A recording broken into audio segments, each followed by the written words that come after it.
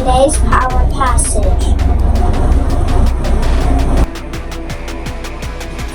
Today's power passage. Today's connecting passage. The Bible in a year.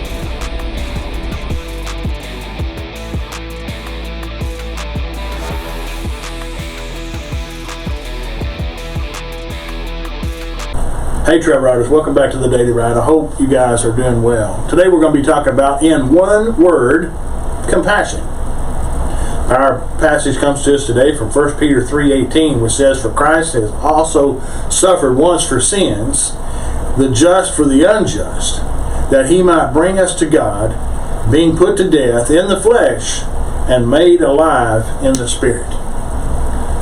Our thought for today is, I desire to be filled with the compassion that motivated Jesus Christ.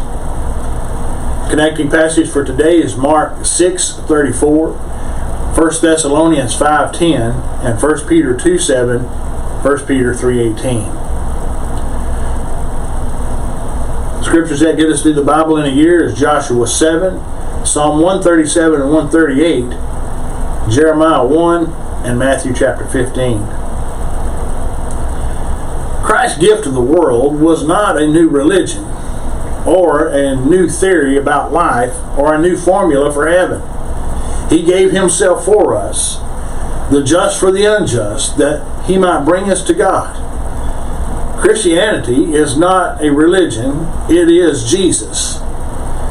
We can form doctrines around him, but Jesus did not come to bring us theology. He came just to be here, available, never to leave or forsake us personally. One of the Old Testament names for God is El Shaddai, which means God all-sufficient. That God came to earth in the person of Jesus. He gave all of himself, and he is all that we need. Another New Old Testament title for God was Yahuwah Shammah, which translates, "The Lord is here." He is also there, and if he is there, then that is all we want. Peter went on to say, "Therefore, you who believe, he is precious." Jesus refused to live to benefit himself.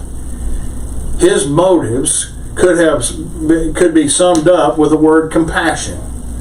He was driven by love, never by fear, gain, or popularity. And Jesus, when he came out, saw a great multitude and was moved with compassion for them, because they were like sheep not having a shepherd. So he began to teach them things. He lived absolutely for us. When he left the carpenter's bench in Nazareth, he first faced fierce temptation in the wilderness. In every instance, he was tempted to think about himself. One test was to feed himself by a miracle. Another was to receive all the kingdoms of the earth as a gift. And the other was to perform a wonderful sign that would have everybody acclaiming him as Messiah. The Lord was compelled by the very suggestion. He went hungry, he was crucified instead of crowned, and he was charged with blasphemy instead of being deified.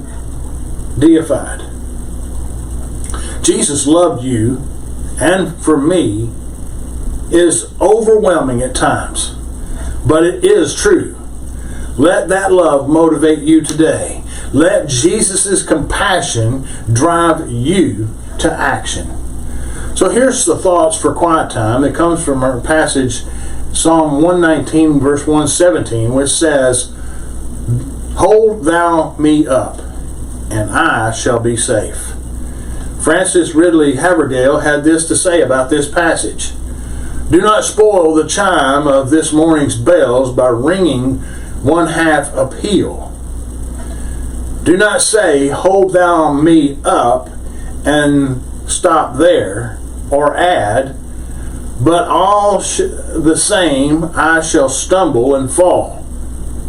Finish the peal with God's own music, the bright words of faith that He puts into your mouth. Hold thou me up, and I shall be safe. God bless you guys. I hope you'll continually follow me here on the Daily Ride, and I'll see you on the next trail ride.